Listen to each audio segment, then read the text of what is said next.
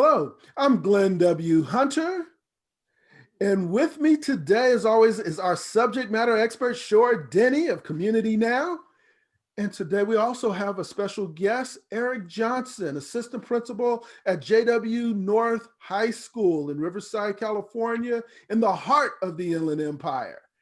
And today what we're going to talk about, man, and this is a hot one, we're talking about what's going on with our schools at this time. And we brought Eric in really to just talk about on the ground level, what's going on as we work our way through this COVID-19 universe.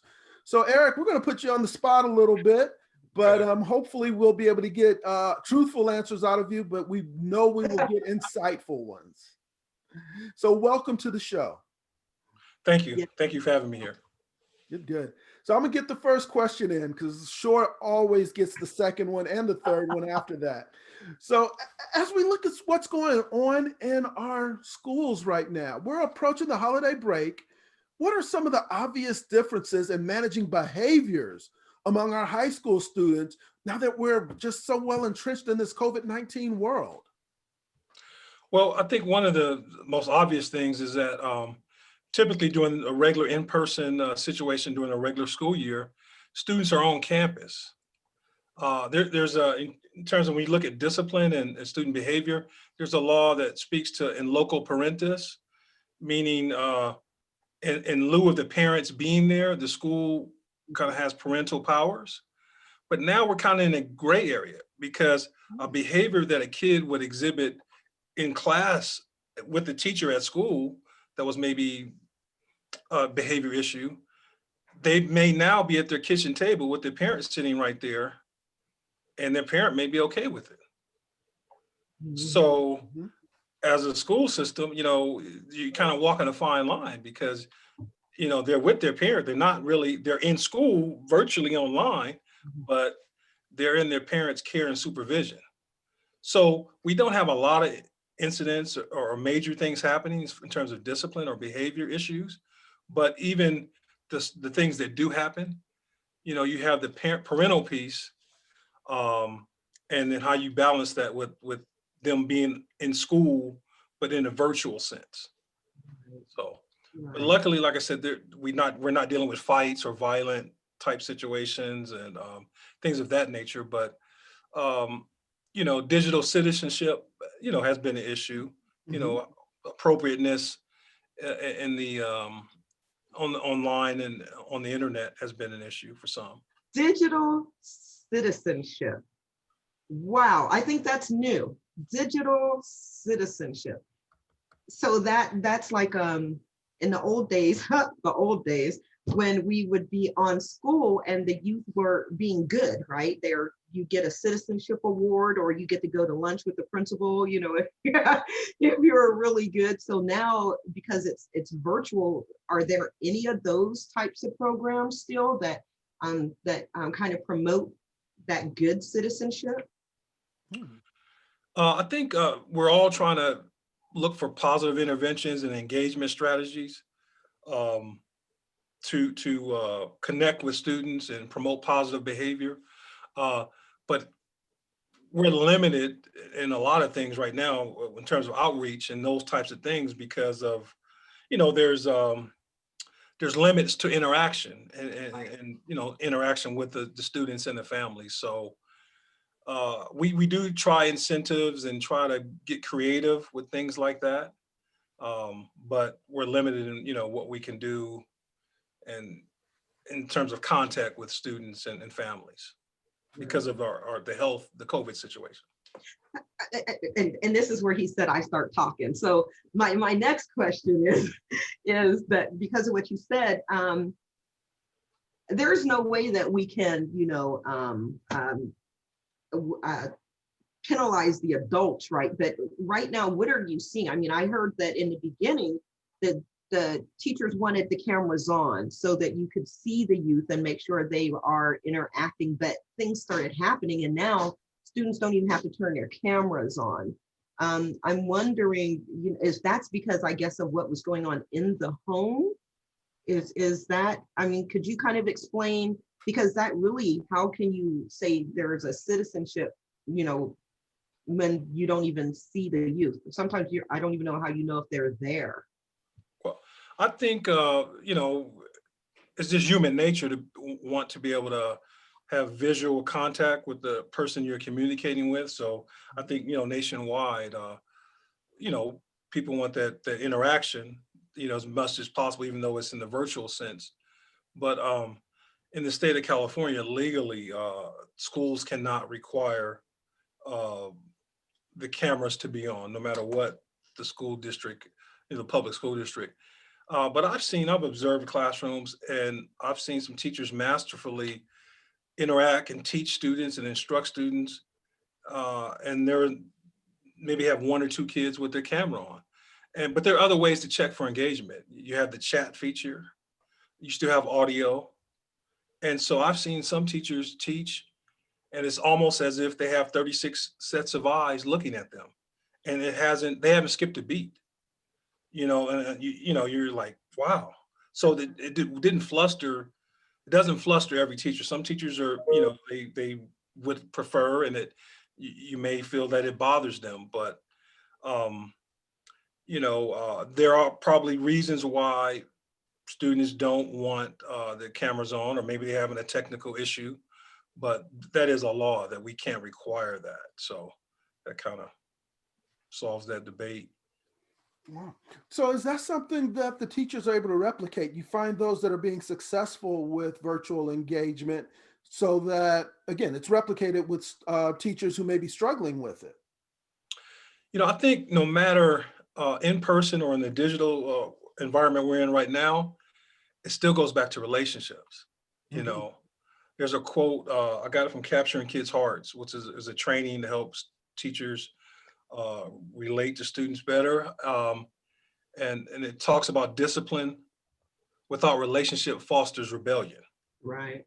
And Mhm. so, I mean, if you have that relationship, that connection with those kids when you were in person, now in the digital sense, you're still going to have that. And kids, they're going to meet you halfway, you know. And so, even if the camera is an issue, whether it's a technical issue or it's a self-esteem issue, Mhm. or it's a social economic issue, whatever it is, why that camera's not on, you're still going to be able to break through and get output from that kid, get feedback, get interaction, get commentary from that student within the instructional lesson. And that's really, whether you see that light bulb come on in person, or you see it in the chat or in the student's audio. I mean, because truth be told, a student could be engaged, they could be on camera the whole time and do nothing. Right. Just sit there and just look and never comment, never respond, never, So I think, in my personal opinion, not any official stance by anybody, but I think we can't focus so much on, is the camera on or off? Because then we take the focus from, is there instruction taking place? Is there learning taking place? I want to park right here for just one more moment, if I may, because you have 25 years of experience in public education. Yes, yeah. This is year 25, and it went by in a blink. Yeah, it does. But as you look at all that knowledge you've accumulated here, and now it's being poured into this new environment, what's the consistent thing that you see literally working from one environment to the other that teachers need to hold on to, especially your younger teachers? What's that consistency? Not to be redundant, but again, I go back to relationships, building those sincere, authentic relationships with students. That's what's going to get you through. What's going to have you be successful in the classroom, in my opinion. I have, from my experience in the classroom, I tried to focus on, building those relationships and relying on those, even when you have to, sometimes be the disciplinarian, in the classroom. But if you have that relationship with the student, they'll meet you halfway. That Right. collaborative, in that collaborative classroom environment, hopefully.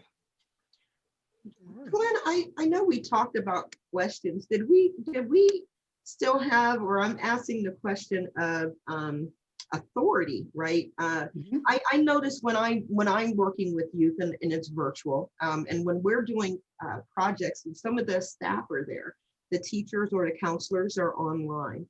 And I've noticed that while the teacher is teaching, a little 2-year-old might come up and end up in distracting the teacher, right? Because the teacher's teaching at home, and they're on full screen. So the students are starting to, number one, see inside the teacher's home, starting to see some of the interactions going on in there. And I'm wondering, do you see that impacting authority or because I guess my question really was, the teacher is getting distracted by things that are going on because they're not in a school setting. The youth are getting distracted from things going on because they're not in the youth setting. And I know you're saying there's incredible instruction going on, but it's such a challenge. I mean, could you kind of talk about that? Yeah, definitely. That's why I think we have to kind of take a pause and step back and say, hey, we've never done this before, guys. So the standard can't be everything has to be the same like it was before. So maybe we don't grade the same. Our expectations, may be different. They may be altered because like you said, we're not in the typical traditional educational environment. We may be with childcare issues for both parents, students, I should say, all shareholders, and the teachers. A teacher, like you said, may have their children. Students often, sometimes in situations, you hear of students, they have to take care of their little siblings. So you may have a high schooler who's trying to go to school, and then right next to him is their elementary sibling trying to go to school. And they're charged with babysitting, taking care of them. Right. So, Mhm. there's a lot of juggling. And then, like I said, teachers may, have childcare issues and with, again, the COVID coming in and saying, well, we have to limit, human interaction. So I think we do have to take that into account, but it's just like that constant battle. We want to get back to normal. We want to get back to normal, and taking that into account is not normal for us. So we resist it. We want to grade the same, teach the same, test the same, and for example, like the state and most states have kind of suspended or postponed, like, standardized testing, you Mhm. know, because, obviously in this environment, it's going to skew the data. Right. Absolutely. And the security issues are, the test integrity. I mean, No, again, that's the struggle is real, and that is something that has to be accounted for. And I'm glad that the leadership is factoring that into the young people's success, because that will impact their success going into the future. yeah. As you're talking about, bringing this extra lens into the family lives of teachers and students as well. One of the things that I have found, I've been trying to get my personal hands around, is the sense of, literally dignity that the teacher is able to have. They're able to project into their interactions, because they are juggling multiple roles. How sensitive has the school leadership been to those challenges that the teachers literally have to endure? Um, in my opinion, I think, very sensitive. I think, in terms of, I'll speak for myself. I mean, there's not one other thing. If I can take something off a teacher's plate right now, or a guidance counselor's plate, I'm going to try to do that, because although I have a lot on my plate, I'm managing, I'm helping with kids that are in our in-person distance learning environment. And then we have our virtual school. So in a sense, I'm almost like working in two different schools Mhm. Mhm. in this environment. I don't have, obviously, the supervision and those types of things that take me away from supporting teachers and staff. So I don't have late night supervision at football, basketball, volleyball, those types of things right now. So I try to support teachers and counselors in any way I can, to take some of that stuff off their plate, so they're not as stressed, or we're not giving them one more task to do. So um, So in your answer, you brought up an interesting point about extracurriculars. The absence of extracurriculars, how's that impacting your student body?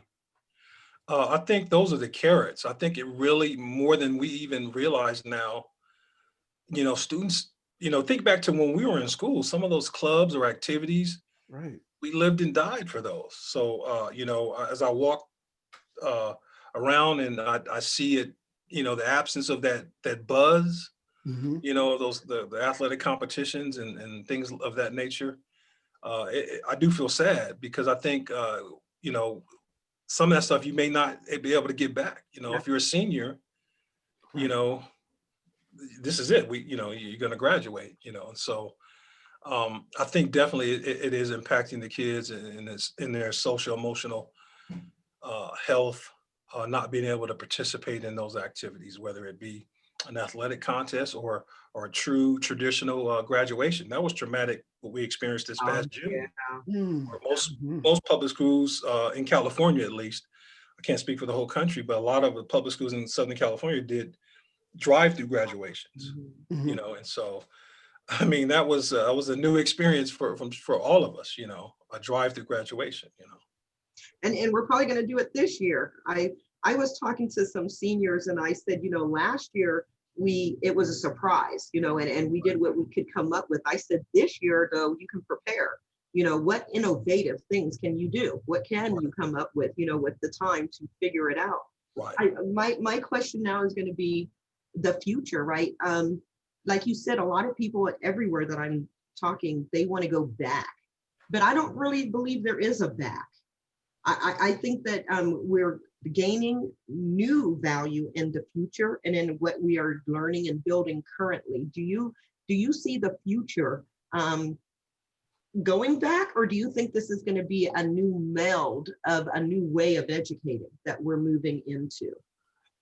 Yeah, that's a great question. I think hopefully we don't go totally back to the traditional. We're sitting in 36 seats all in rows and we're at the chalkboard or the whiteboard, that we do incorporate some of the innovation that we've had to come up with in this environment. So, I mean, yeah, the virtual school type model and blended with the in-person, I think we really should consider that and keep down that path, in terms of the future, because there are kids who thrive in this environment. Some kids, they love this, and we have a virtual school within our school district now that kids were already attending. Obviously, it was probably an enrollment of like 150 to 200 kids, but like I said, there's some kids who prefer this type of educational experience. So. Yeah, it's getting more to different types of learning, right? Before they had to all fit into a cookie cutter kind of an education, but now we can kind of work with different individual learning skills or habits, or what do you call that? They're learning what is that? I guess, yeah, learning skills. I mean, definitely learning practices play into that. So I think you're able to find even new strengths among some students as a result of this environment. So it's not all bad, huh? Just saying, it's not Right. all. Yeah. You found some gems within the roughness of what we're experiencing right now. So, okay. So from a teacher standpoint, kind of bringing this into a landing, your teachers are in a new environment. The world's changing. They have their own personal health and welfare to take into account. What does the school building look like when students come back into the physical world? Well, I think you want it to be a place where people feel safe, and there are things that make sure that students and parents and staff actually are safe. So,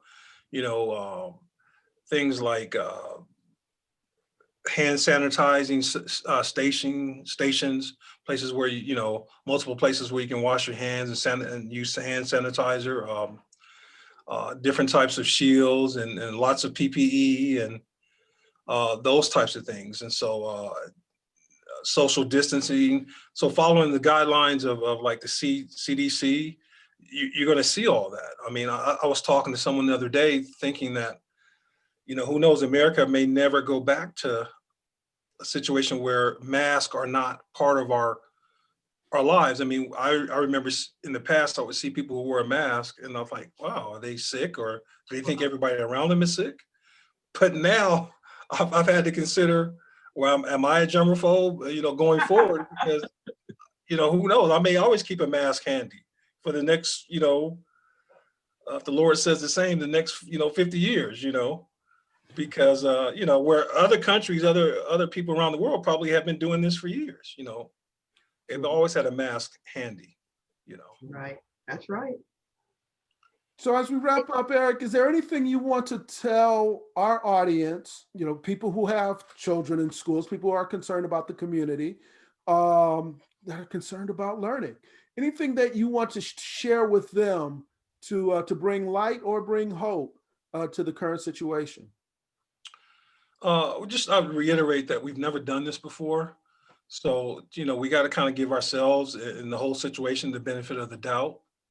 But as parents, I think we must make it a priority. I know we're working, we're all working, and we have other responsibilities, but we have to find time to engage at home with our students. I have a elementary age student where I have to make sure that I check in with what's going on with her education. And her teacher does a great job of, using different apps to reach out to me and let me know what's going on. And of course, email is a great way, but, we have to just make that part of our priority, because we're not in that traditional sense right now where, normally parents drop kids off at school and the kids are there from, anywhere from 7 to 10 hours or even longer school day. And then parents pick them up. We have kids here 6, 7 at night, so we're not in that right now. So within our lives now, we have to kind of prioritize that temporarily as parents and caregivers to engage in the educational process of our students. I know that's tough because we're all trying to make ends meet. Right. Mhm. I think also, I agree completely with what you're saying, but there's an added part of that is I think also the parents now have to also work with that social emotional part of our youth, right? Now they're the ones trying to figure out how they're going to play football on the street, right? In front of the house with the safe kids, or, however, playtime is going to be delegated now. Right. Seems kind of like the social emotional the parents kind of put on the schools before. Now that's kind of coming back into their court. Yeah, definitely. Kids they crave their peers in terms of friendship and interaction. And so a lot of that now is, through the computer, social media, or and interacting in those ways. So obviously that's something we have to monitor. But at the same time, like you said, you want to make sure your kids get some of that, because it could impact or affect their social and emotional health if they're isolated and don't have that. So. Wow. Eric, I want to say thank you. We covered a lot of ground. Some of it was even scripted. But yeah, we definitely want to extend an invitation for you to come back and visit with us again in the second semester, because we're not going to, I don't plan on taking some of your holiday time away. But we definitely want to invite you back. We thank you for the clarity and your experience that you've brought to what's really happening with our students in the building or out of the building, but more importantly, in the virtual world. So thank you for your candor. Thank you for your support of our podcast. Thank you. Yeah. You're welcome. I appreciate the opportunity to engage with you and share, and hopefully, just enlighten some. Definitely. I thank you so very much. I feel actually a little more confident in the school system because while speaking with you, because being open and saying this, we haven't done this before, is so needed right now for us to all kind of give each other a pass. One of the things with the stress that's going on in the world right now is giving each other a pass, so I think it all kind of works together. Thank you so much for coming on.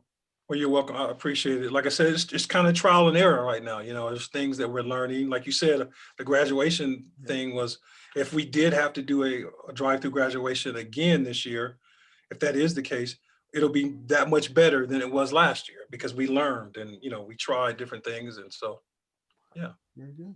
So again, this is the 3 C's of social emotional learning. We want to thank JW North's Assistant Principal, Eric Johnson. And of course, we always appreciate our subject matter expert, Shor Denny of Community Now, the 3 C's of SEL: communication, community, and collaboration. And as we say all the time at the end of our show, we want to encourage each and every one of you, be safe. Yeah. You guys remember, subscribe, share, and comment. Let us know if you want us to bring more information, if you'd like us to talk about specific topics, and just interact with us. Great to hear from you. Indeed. Thank you.